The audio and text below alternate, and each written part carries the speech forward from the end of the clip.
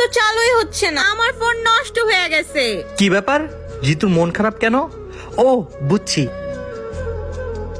ঋতু দেখ, তোর জন্য আমি গিফট নিয়ে আসছি। কি গিফট আনছো? এই নে দেখ।